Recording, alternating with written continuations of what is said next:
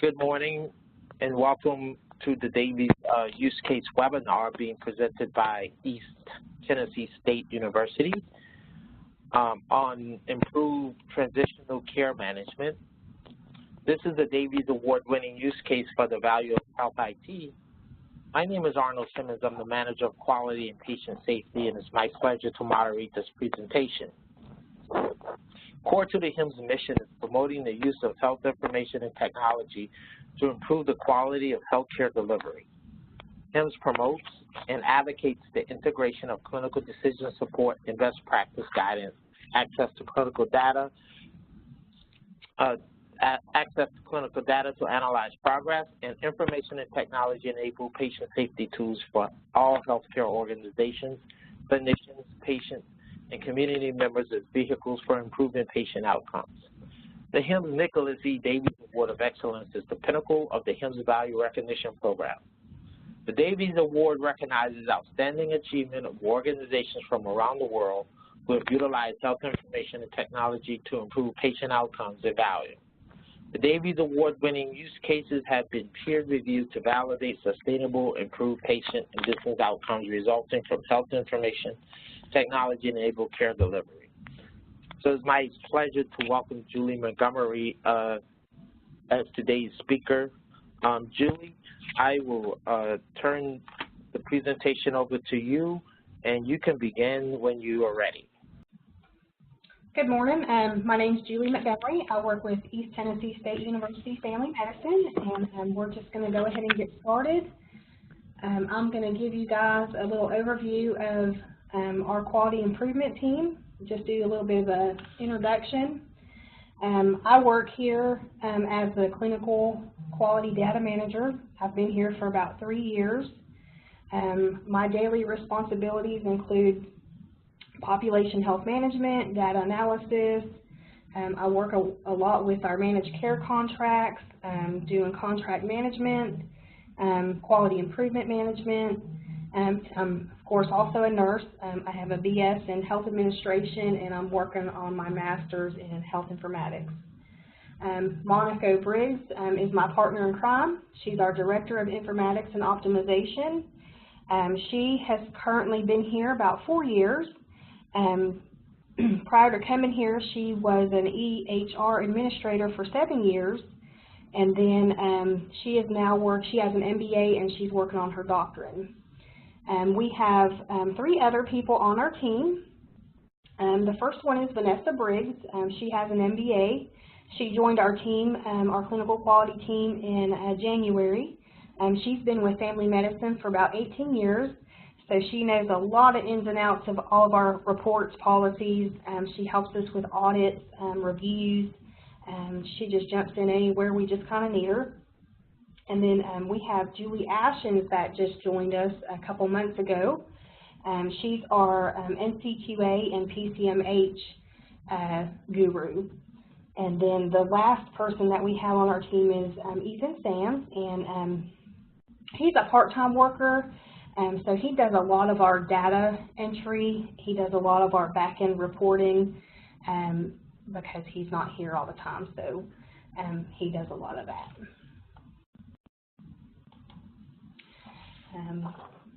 Our mission at ETSU Family Medicine, I'm just going to read this to you.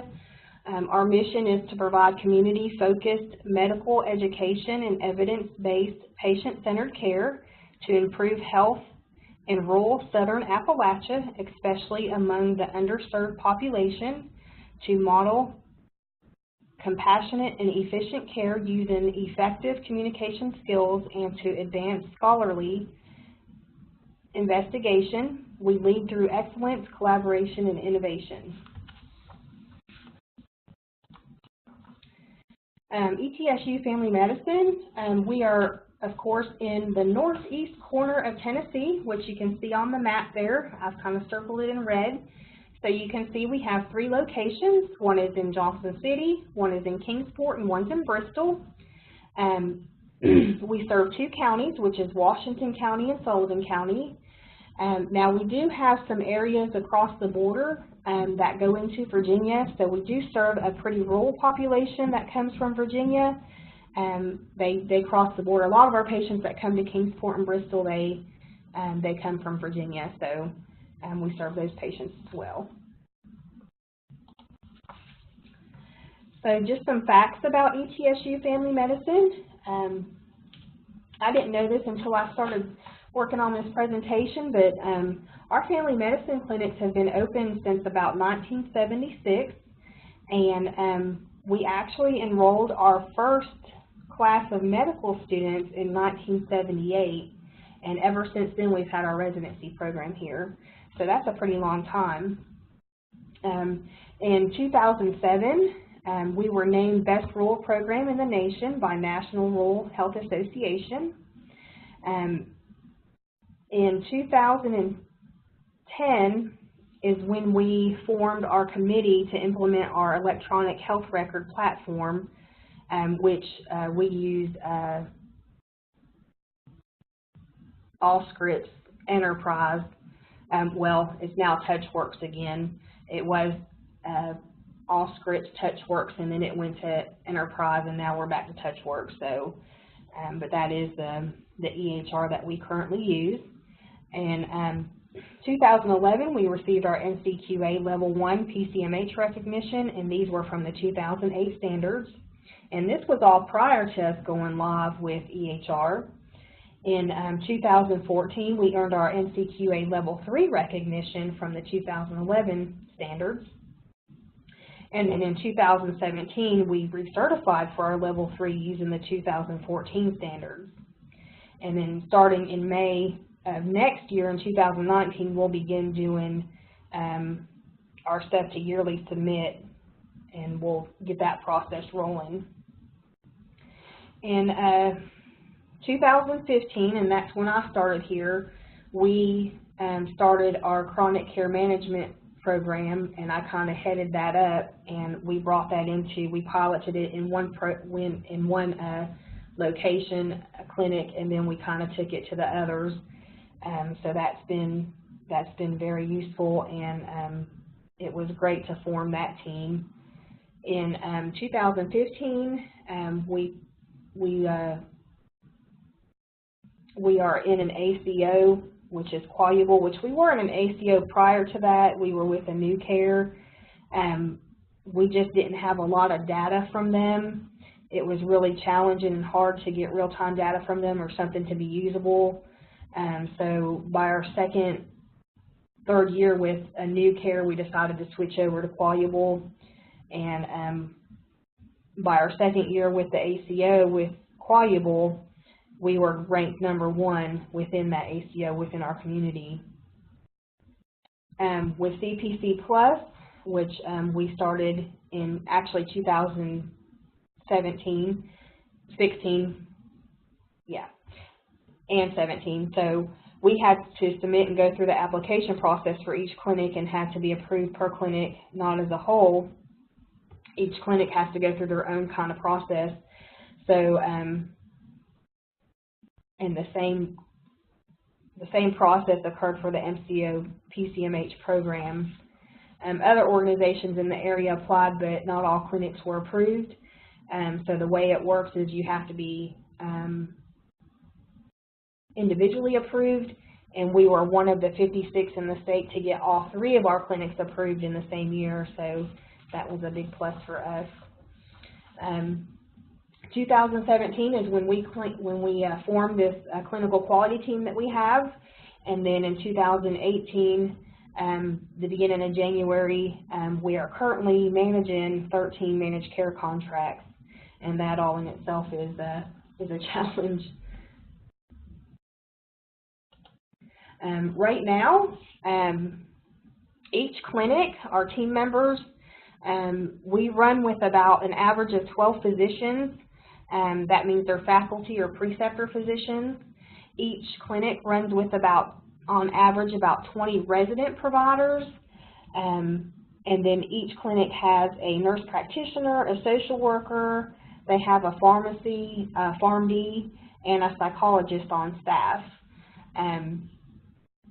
The current number of team members per clinic include the above and include they each have a site manager, they have a nurse manager, Of course, they have their floor nurses. They have their patient care reps, which is our front office staff. Each clinic averages about 55 or 56 employees per clinic. As you can see here, Bristol has about 60, Kingsport has about 57, and Johnson City has about 56 at this time. And then we include in our staff, our team member numbers, our administrative staff, which includes our chair, our vice chair, our executive director, our operations manager, our business manager, the quality team, and research division. And so that puts us at about 185 total team members for family medicine.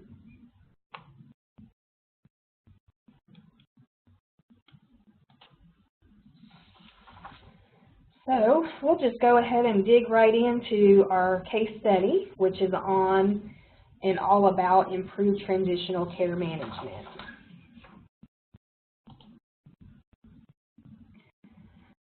So we'll start with the local problems. In 2014, after joining our accountable care organization, we found when we started looking at the data, we began looking at hospital follow-up data. We determined that only about 20% of our patient population was being seen for a hospital follow-up appointment. This percentage did not significantly improve in 2015, so in order to address this, ETSU Family Medicine set a goal for 2016 to increase our numbers of patients being seen in our clinics for the hospital follow-ups after they had a hospitalization. We found several local problems when we started examining our population, and what we really needed to be able to provide was better care to our patients in relation to transitional care management.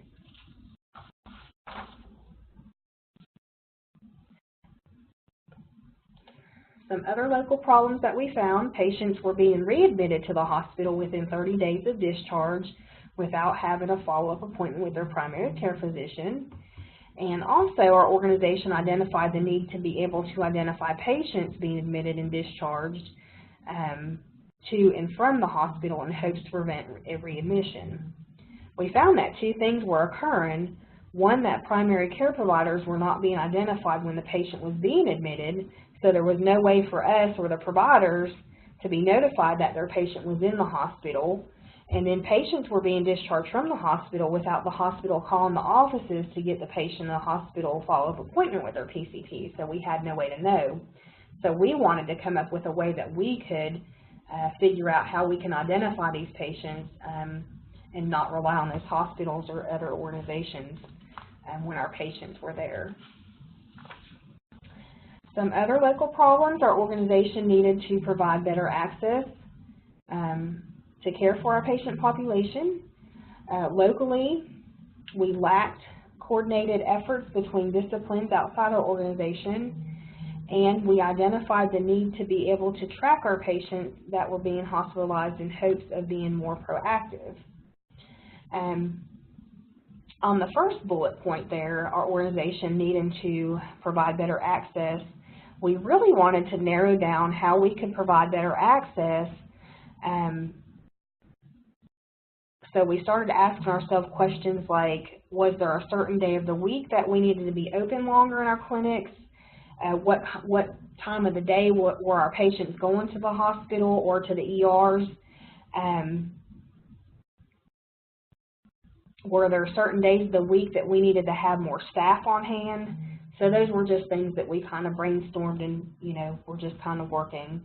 The second bullet point about lack of coordinated efforts, we found that our providers and offices were not always aware when patients were being seen at other offices like a gastroenterologist or a cardiologist.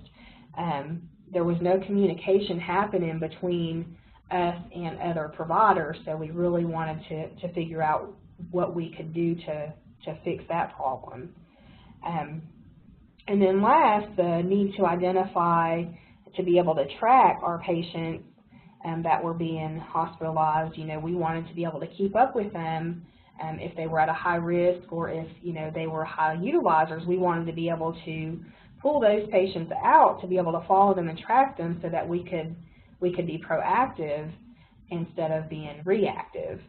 So we wanted to find out specific trends and patterns about our patient population, so we could track them and have data to provide what our patients needed. So with all that said, we're going to go through the steps that we took to improve our transitional care management through our design and implementation, how HIT was utilized, and then what value we got from that.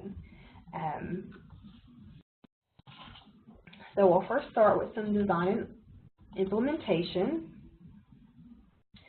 So the focus we underwent was to open a transitional care clinic at each clinic location, at least one day per week, to be developed and supported through HIT. We focused on what was needed to be accomplished. So we, of course, asked ourselves again, how can we meet our goals and how can we use HIT to achieve that?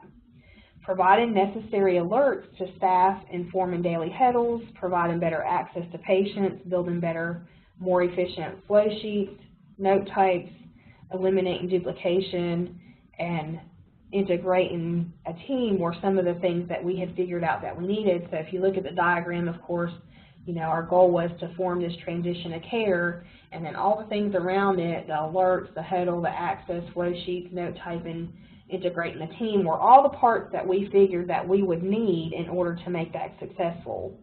So looking at the diagram, we can see that forming the transition of care was the center, and everything around it was to be developed and designed to accomplish that.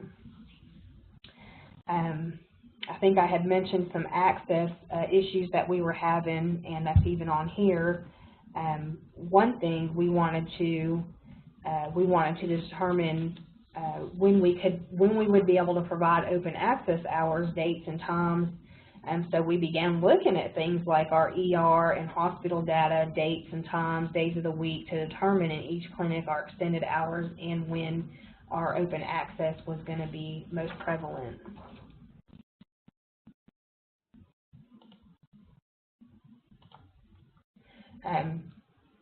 We integrated an interprofessional, interdisciplinary team that would be able to provide services to patients without having to go elsewhere for care. With our population, it's very rural. They have a lot of barriers. Some of our patients can't even get transportation sometimes, so we felt like, and especially for patients that were landing in the ERs and in the hospitals, we felt like having an interdisciplinary, interprofessional team and having everything that they need in the clinic when they come was a good way or a good approach to get them what they needed and to incorporate in their care plans what they need. So what we did is we integrated our social workers, our physicians, our resident physicians, our PharmDs, behavioral health, and we also had patient health managers and care coordinators. And also when we started to develop and design this process, of course, we wanted them people all involved to be able to, we wanted to incorporate them so that they could develop and provide feedback on the execution of things like our admission, discharge, transfer fees, our huddle designs, our transition of care notes, the EHR alerts, how we set up the flow sheets in the system, and of course access to care. They were the ones that are going to be doing all this, so we wanted to make sure that they had a voice and a say in what they were doing and go at it from a team approach. They were also incorporated into the development of the work of the process. So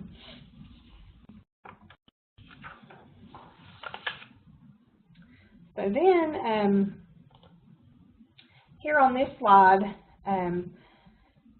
some more design and implementation. Our main solution that is highlighted with the IT process is the standardized process, and you can see that again in the middle. And then, of course, by implementing that standardized process, it promoted and created all the following, which is all around it. So we established that by standardizing our processes, that it was very vital to meet all these things around it,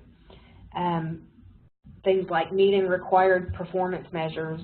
That was a goal that we needed to have, and that was something that could be provided by standardizing that process. So meeting required performance measures was a task all in itself, of course for us, because due to so many managed care contracts that we have. Accountability, staff not working to the top of their license. That was one of the problems that we found with our staff, so we wanted to make sure that we could remedy that. Care coordination, we wanted to make sure that we were giving patients extra attention and helping them navigate through the health system. We found that to be a barrier for our patients. Getting patients and staff engaged, producing standard processes that are team-based, so that with all of these mentioned, we can have better communication between staff and patients. And so we knew that with all of these things that it was crucial to have all of these, otherwise our project would not be successful.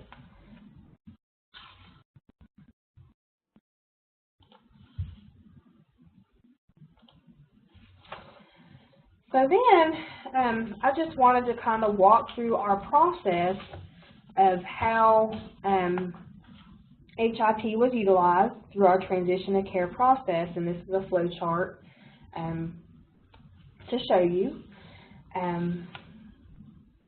So I'll just kind of walk through the beginning to the end.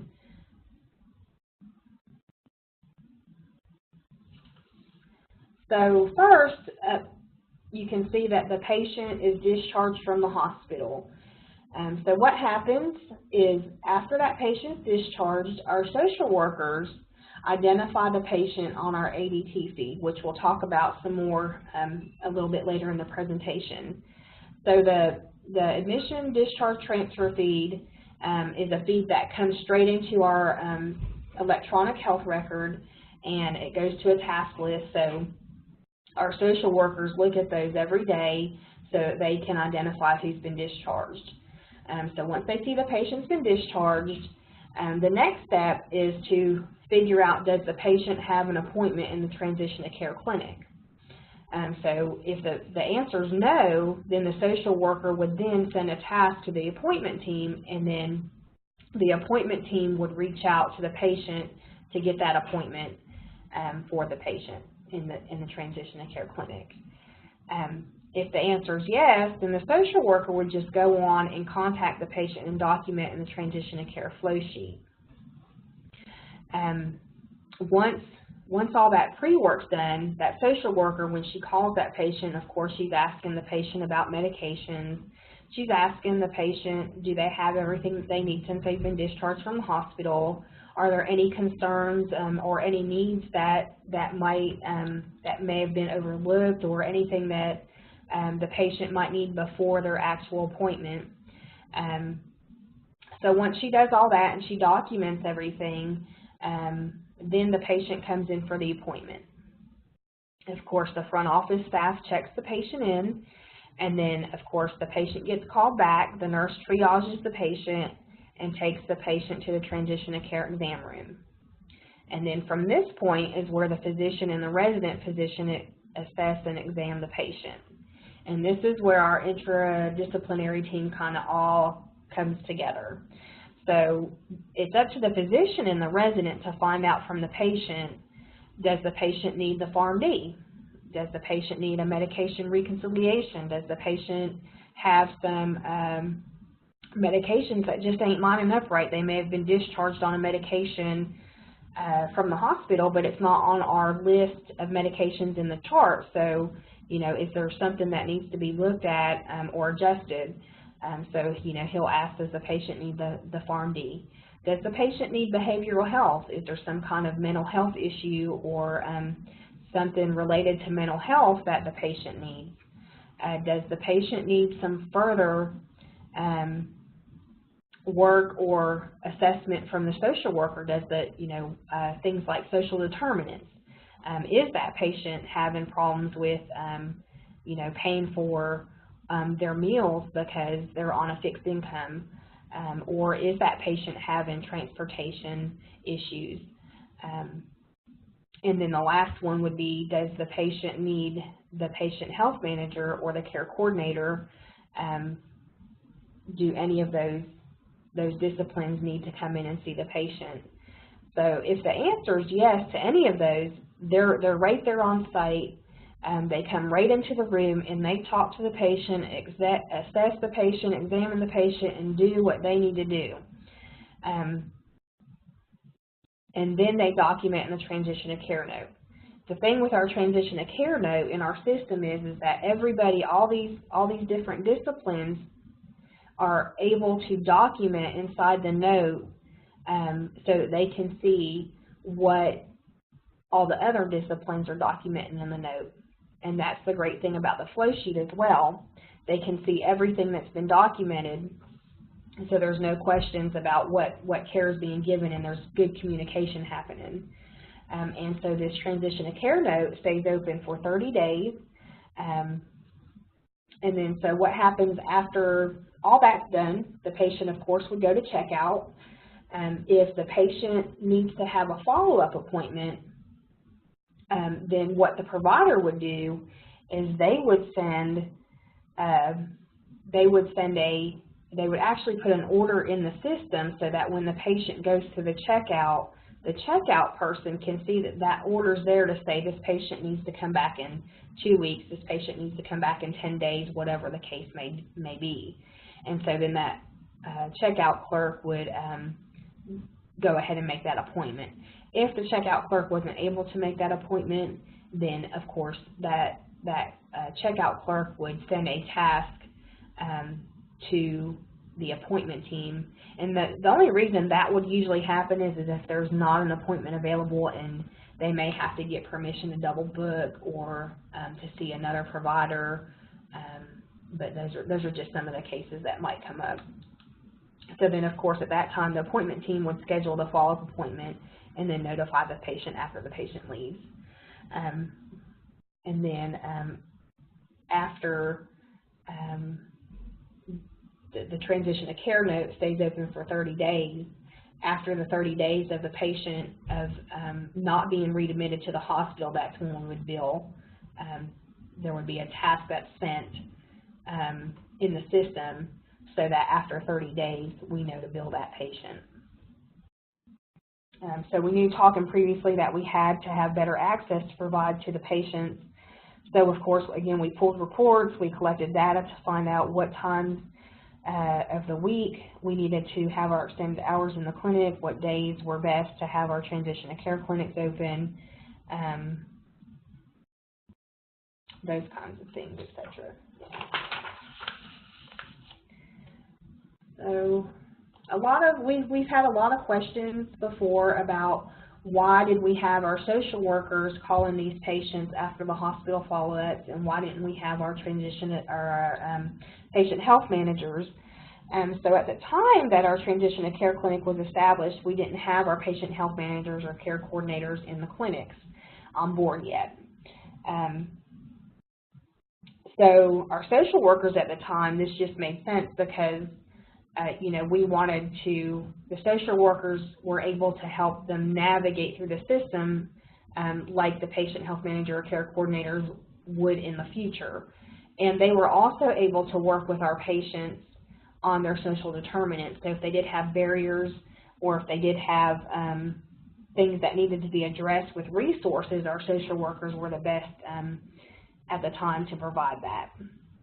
So our patient health managers, like I had mentioned previously, when I started back in 2015, we had started the chronic care management program.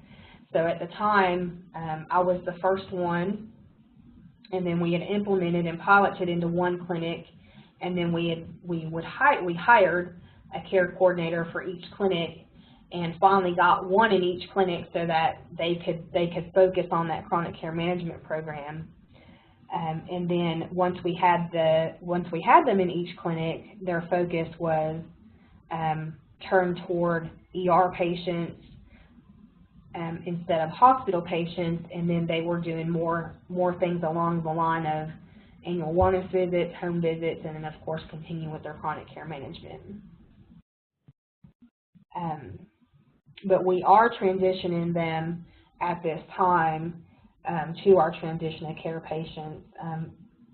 We feel like they are, some of the patients that are coming from the hospital, they're at a little bit of a higher risk, and they do need some of that navigation through the system that the care coordinators can help them with, and they need some additional reaching out. So the patient health managers, care coordinators can call them, you know, every couple of days, every week, whatever the case may be, whatever their need is, so that they can touch base with that patient so they're not landing back in the hospitals, and so that, again, we can be proactive and not retroactive. You know, if we need, you know, if we call the patient a couple days after they've come into the clinic and, you know, we find out, oh, they're still having a problem, then we can get them back into the clinic immediately instead of them having to go to the ER or go to the hospital. So we can kind of catch things before they cause bigger problems.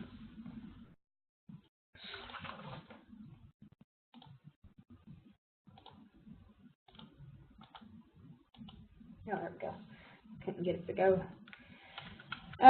So another question that we had was, of course, about our admission, discharge, transfer fees, and this was a huge piece for us to build this interface and to have this go directly into our system, because, again, like I said, if we go back to local problems, we had a huge problem with not being able to identify our patients when they were in the hospital, so we really wanted to know when they were there so that we could follow up with them.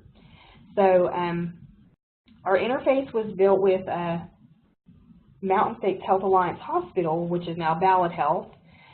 So basically what happens is once the patient goes to the hospital for an admission, the PCP is listed electronically in their chart, and then the feed, the interface on the back end, picks that up, and as long as our PCP is being listed, then it automatically flows into our task list, into our EHR. If the PCP is not identified, then we have a daily report feed that we also check in addition, that multiple staff members have to access the hospital census information. So that's just kind of a backup. So we have the interface, we build it with the hospital system, the patient identifies the PCP when they're being admitted. As long as that happens, then it triggers the feed, and then of course we have a backup in place for that if for some reason the patient can't remember the PCP, or if somebody on the hospital end just fails to not put that primary care physician in. So that's there. So this is just a screenshot of kind of how the ADT feed populates and kind of what it looks like in our system.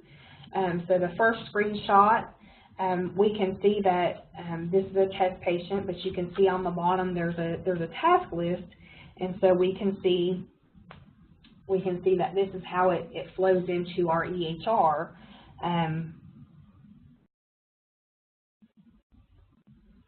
So we can see that we can see the patient's name, we can see who the task is assigned to, who it was created by, and then it will give us a date and time of when it flowed into our chart. And then we can see that the patient's active. And in our system, you can see the little Y over here all the way to the left.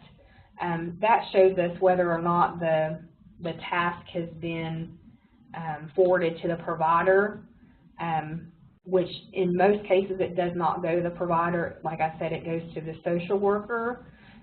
She's the one looking at them. So the only way that it would go to the providers if she had some type of question or some need, then she would go ahead and forward it.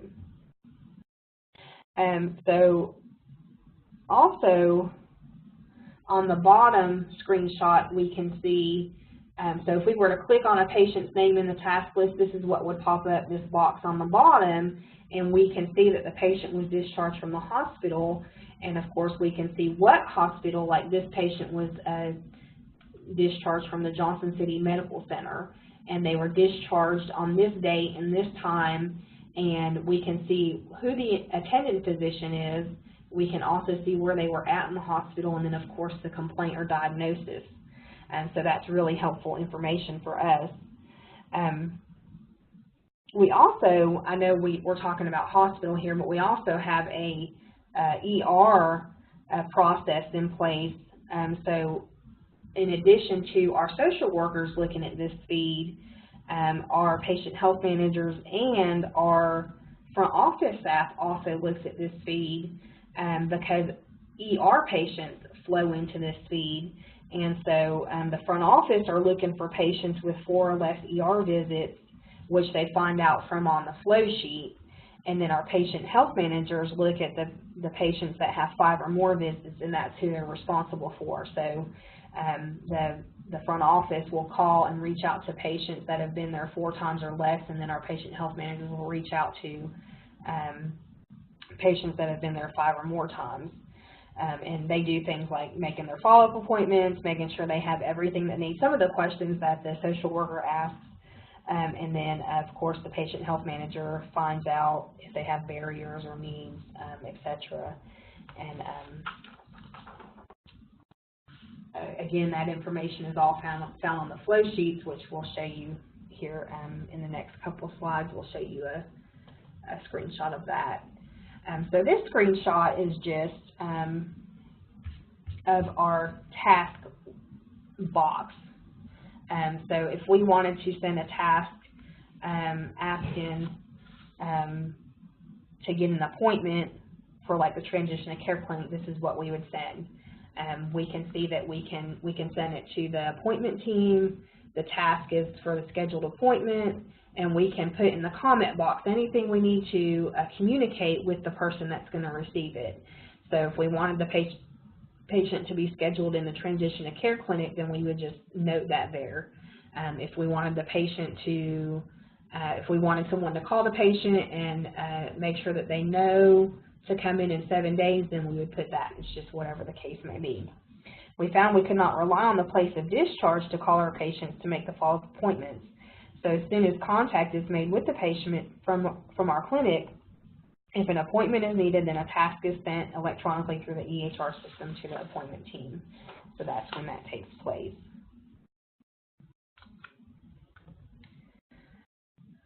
So I also just wanted to talk a little bit about our EHR task completion policy, just so you know that there is some compliance that happens, and we hold accountability to what we're doing. We have the policies to keep the staff held to a standard to provide patients with the appointments as soon as possible, because we know that is necessary.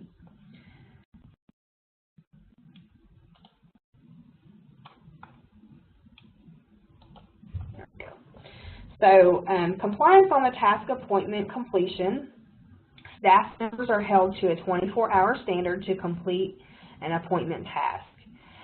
Staff members each have a task work list that is worked daily. It'll show up in our system if there's a little red frowny face. It will show on the task list if the task is not done in the correct time frame. Also on the back end, we are able to pull reports to find out if that's occurring. So on the back end, we also track on the back end, and reports are generated monthly to identify those that are not complying with the policy. And if an area is identified as a problem, then that's when the quality team comes in and they review and they audit everything to find out where the problem is and what we need to do to correct it, and then we go from there to put a plan in place to correct that, to correct what we found. So then also, when a patient comes in for a transitional care clinic, we want to be able to communicate with all staff and to make sure that all staff realizes that this is a patient that has been in the hospital and has been discharged, and that they are being seen in our transitional care clinic. So what we do in our electronic health record is we can put an alert an alert in the patient's banner, which you can see here I've circled in the big red circle, so it says TOC for transition of care. We can basically put in that banner any type of alert that we need to for the patient, although we do stipulate and we keep that to a minimum because we don't want stuff up in that banner that's not supposed to be there, or to have too much information in there so then, you know, it kind of gets lost. So we do put the transition of care clinic there, so that prompts us to document in the note and to look at the note so that that communication can happen. And also it keeps some duplication from occurring, because it tells us that if they're a transition of care clinic patient, then there's probably already been a note established and a flow sheet so that nothing is getting duplicated and they can go in and see that as well. So then there are a couple of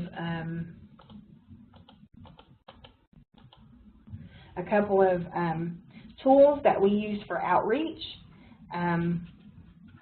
One is our population, we outreach the majority of them by phone, and so it's really helpful in our EHR system. You can see that I've circled the little I there, and that, if we click on that, that tells us, it'll bring up the patient's profile, which you can see down there, where it'll bring up their profile, so it will tell us what their preferred method of communication is. So if they'd rather be contacted by email than by phone call, then of course we would do that. Or in this case, I think on this slide it actually shows that their preferred communication is through our patient portal. So of course we would contact them through that instead of just calling them. And then of course if that didn't work, then we would go to the second or third option.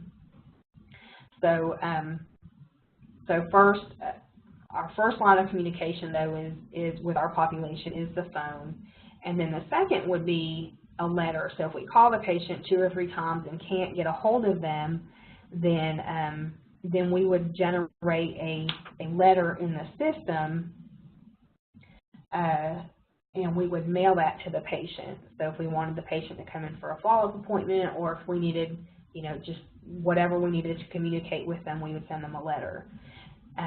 And then the third option would be our patient portal. And the reason that we would send our population a letter before we did the portal is, I just have to explain that with our population in this rural area, a lot of our patients unfortunately do not utilize the portal. The ones that do love it, but you know, we face a lot of barriers in this area, and so, you know, we have patients that don't have access to computers. Some of them don't even have access to electricity. Some of them don't have access to phones. So, you know, it's just a very hard population sometimes to outreach to. So, and that's why the letters go out before we would implement the patient portal, just because a lot of our patients aren't there. Of course, if they had that, then we would send that and then the letter. But and then, of course, the next slide shows what the patient portal, if they're registered, they would have up in their banner, they would have a P, a green P, and I've got that circled in red so you can kind of see that. So then if you click on that, then it gives you the information that's needed for the patient portal if we need to outreach that way. Of course, through email messaging, and again, unfortunately in our area, it's just so rural, patients are not technologically driven, and so this is our least used form of outreach and communication with our patients. So then I just wanted to show a little bit of how this is just a decision tree for the outreach. Again, the patient outreach is needed, outreach to the patient by way of phone. If the answer's yes, then was the phone outreach successful? Then of course we would stop and we wouldn't have to go any further. If it's no, then we would outreach to the patient by letter. If it's still no, was it successful? No, then we would outreach by the patient portal, and then was that successful? And it just kind of goes through that process for you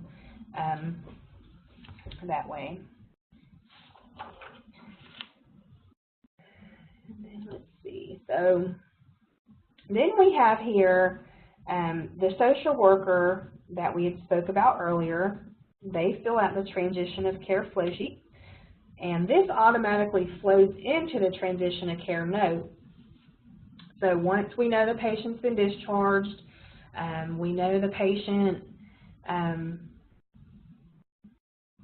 an appointment, the social worker calls the patient, and so this, she brings this up in the electronic health record so that she can document. So the flow sheet, we can see on the first screenshot the date of discharge, the discharge facility name, the billing codes that were used, date and time of the phone call, the appointment status, does the patient have one, did they cancel, did they no-show, whatever the case may be, was there a 30-day readmission, how we communicated, and then are there any comments or notes. So then on the second screenshot, you can see after some information's been filled in. And what's great about this flow sheet is you can see consecutive dates. You can see the trends and patterns so that, you know, if we're looking for a trend of a patient that goes every month, or if, you know, we're looking for a high utilized patient, or, you know, a patient that is really high risk, we'd be able to see that. You know, if they've been to the hospital more than 5 times or 6 times, then we would be able to identify that and be able to reach out a little more frequently to that patient. And we pull reports quarterly also to identify our high frequency and high utilizers being discharged from the hospital, so that for us it's very helpful so that we can compare to the data that we receive from the payer, because their data is old. So, you know, we like to have that information on hand and our own information so we know it's accurate and correct. So that's our staff and our providers really like this flow sheet. It's really easy and simple, and the fact that it automatically flows into the transition of care note keeps them from doing a lot of clicks and a lot of work. And then, of course, right here on this next slide is what the actual note looks like and what it looks like when everything flows in there. There's actually a lot of information that flows automatically into this transition of care note, like the discharge diagnoses, the history, the review of systems, medications, that all automatically flows into this note so that they don't have to manually do that. We did recently revamp our note due to the fact that our providers were complaining about some duplication. There were many duplicate questions in the note, like in different spots. There were questions like, has the record been reviewed, and it would be in multiple locations, so that was multiple clicks they were having to do, or it would ask throughout the note things like discharge date or discharge physician. It would ask in multiple locations. So of course we took all that out and revamped the note. Once the patient comes in for the appointment at the transition of care clinic, the provider finds the note that the social worker has already opened and adds what is needed into the note. And of course this applies for all disciplines seeing the patient, and then the transition of care note stays open for 30 days, again, like I mentioned before, and then it's finalized with a signature and sent to billing, which we're going to show you some slides on that as well, just so you can kind of get a feel of how it looks and what kind of process they go through. So we can see that it is electronically signed, dated, and timed. So you can see the first arrow it's pointing to anybody that gets into electronic health record. Of course, you can track and it can be audited. So as long as you're using your username and passcode, you can be identified in the record. So we can see that this was, of course, signed by myself on this date and time. and you do that just by clicking on that little sign button. So signing of the note is a process for us all in itself, just because we have resident providers, and then we have faculty providers, and then we have this whole interdisciplinary team that that everybody uses this note for. So what happens is every person that signs the note gets a co-signed note task sent to them, and then it gets sent to the attendant or preceptor. So say the resident sign the note, then they're going to get a co-signed note task is going to go to our preceptor or faculty physician, because they have to come back and sign behind it. So once that is completed, then it's sent to one person that has final authorization, and in this case it's my partner in crime, Monica. So it would go to her. And the reason we do that is so that it keeps it from getting billed before it's time to get billed. We want to make sure that everything is signed and sealed up and everything is finalized and done, but it's not getting billed before that 30 days, because if it gets billed before that 30 days, of course it gets kicked back, so we don't want that to happen. And so we just wanted one person to be able to go in and push those along once they're completed after the 30 days. We can also see that in the clinical viewer that there's a TOC note, also the flow sheet, which we saw on the last slide in the chart. This is helpful for staff to communicate. It's helpful for communication purposes, and also they can go back and see previous notes to help keep duplication from occurring. Like an example, if the patient had a problem that was being addressed and may not have been resolved, we wouldn't want to spend time to address that if we knew it had already been resolved. But if the patient has a problem and still needs to be addressed, of course we'd want to address that. So we wouldn't want to duplicate. So we're able to actually look on our chart viewer, and we can see the second arrow. We can see that there's a transitional care management note. And we can actually, we could go back and open that note to find out what the patient needs, what was resolved, what wasn't resolved. So if this patient comes back in again for a transition of care appointment, then, hopefully that duplication won't occur, and we can move on to really what the patient's issue is this time, or what's needed to be addressed without that duplication happening. So, and then here, we show a screenshot of just what once the signed note process is complete, this is the task, the co-signed note task that would pop up. Again, it looks similar to the appointment task, but it would pop up to let them know on every note that they need to sign, so it's not getting missed. All care notes are to be completed within 48 hours of the office visit. This applies to residents, faculty, and any other member of the interprofessional team providing direct patient care in our family medicine clinics.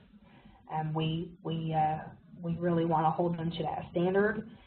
Notes requiring co-sign must be signed by supervisor and faculty within 48 hours and must be co-signed within 7 days of the date of the patient's visit. So we keep them on track to make sure that it's getting complete and done properly.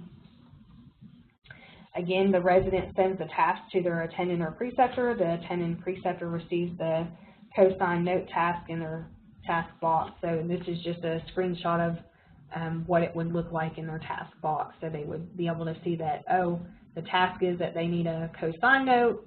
The patient is test Ethan, and it was assigned to Monica Briggs, and then it was created by the resident in all scripts, and when it was created, and what they, what the date and time, so they would know to go do that. And then here, the attendant preceptor double clicks on the task, which automatically opens the note that needs to be reviewed and finalized, and then the attendant preceptor completes the family medicine attendant note section and signs the note. So this is just a picture of the note, and we can see at the bottom the sign button, so the physician would just go back in here and sign what they need to do. Failure to meet requirements are subject to disciplinary actions at the discretion of the Clinical Competency Committee, and program director. Reports are generated and reviewed for compliance on the back end by us, the quality team, and if warranted, an audit is conducted and reviewed for process changes that may need to occur.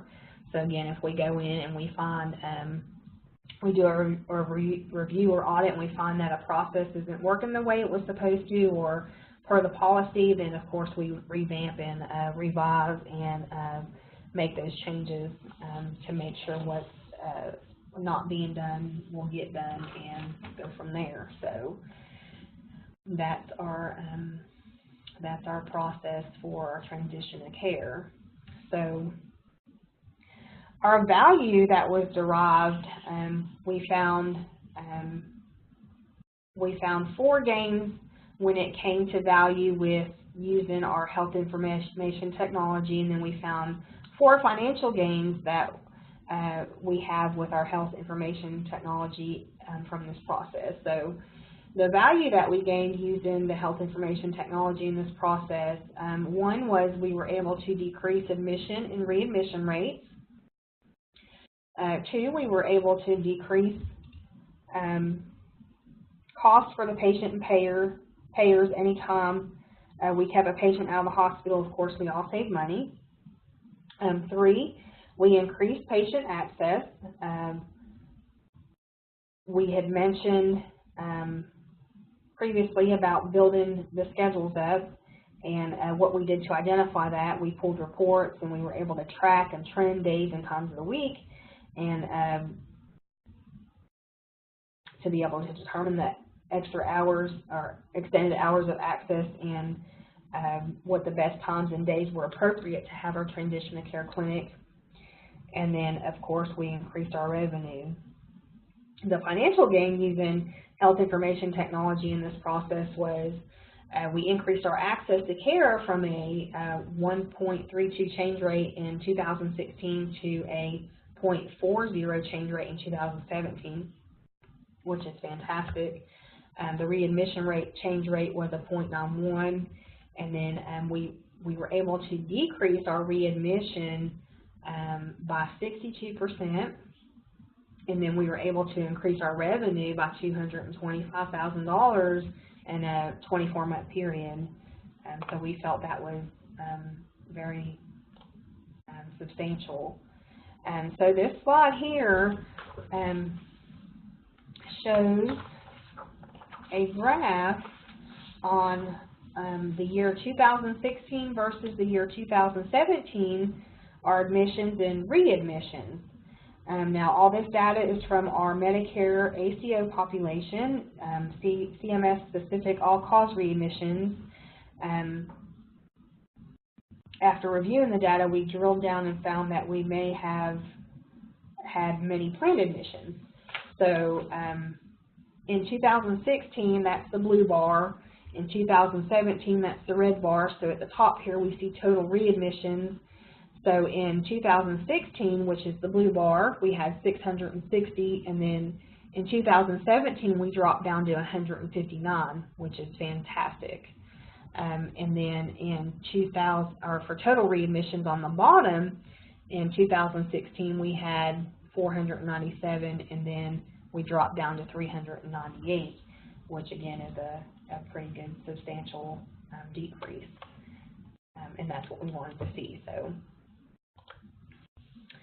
and then it looks like our last slide. This is our hospital admission and readmission, the 2016 to 2017 change rates. So at the bottom, we can see we broke this down into quarters. So quarter 1 started in January of 2016 to March 31st of 16, and then it just is broken down in quarters by year. So for the whole year of 2016, and then for the whole year of 2017. And so we can see that we did this kind of spike and drop, and what we really wanted to see is what happened. We seen, we were doing not so well, and so we were way up here, and then we did this big drop when we started these processes and implemented everything, and then for the whole year of 17 we kind of leveled out. And so that's really what we wanted to see, and I think this is a great representation of how what we did design and implement and put into place really did have an effect, and it really did decrease our admission and readmission rates. So, and for us, the value, you know, it's not always about money or revenue, but for us, you know, we were able to see lowered mortality rates, lowered length of stays for our patients, lowered readmissions, and of course all that correlates and goes back into improved health outcomes and leads to lowered morbidity. So that is it for my presentation. Thank you so much for allowing us to be a part of this. I've had a great time and I've learned a whole lot. Thank you and have a great day. Well, thank you, Julie. Great presentation, and I just want to remind folks where to go find this recording and other great Davies recording and information on how to apply for Davies. That information can be found at the HIMSS Davies website at hims.org/Davies. Again, that information can be found at the Davies website, hims.org/Davies. If you have any questions, you see our contact information also on the slide. So thank you very much.